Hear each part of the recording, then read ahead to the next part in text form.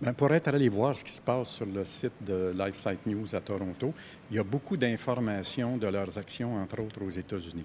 Alors, il est question de lutte contre les droits des gays, de lutte contre le syndicalisme, de lutte pour réduire la possibilité de défendre ces droits-là, pas trop de mesures pour protéger l'environnement, la défense des droits humains le moins possible, le moins d'intervention de l'État pour contrôler les corporations qui sont bien souvent des grandes, surtout des prédateurs.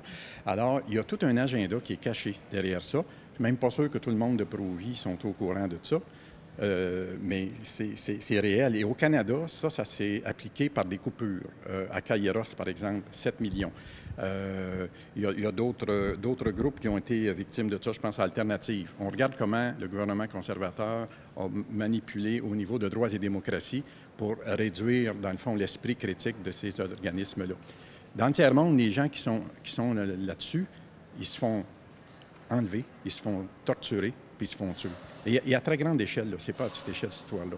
Et on va leur rajouter on va lui mettre des bois d'un roux, nous autres, en plus de ça, jamais de la vie. Alors, au Canada, il n'y a pas ça présentement. Qu'est-ce qu'on fait? On coupe les fonds.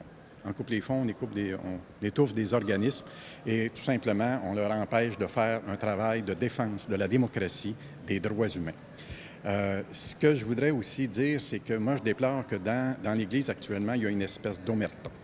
Il y a une conspiration, une consigne du silence, je devrais dire, pour ne pas parler de ce problème-là, pas parler non plus même de ce qui se passe à Développement et Paix. Développement et Paix, même le fonctionnement démocratique, est pas fort de ce temps-là. Il est remis en question. Alors nous autres, on défend ces principes-là dans cet organisme et on trouve qu'actuellement, il faut que les militants, les gens qui sont conscients de ça puissent se réveiller, intervenir, se tenir debout.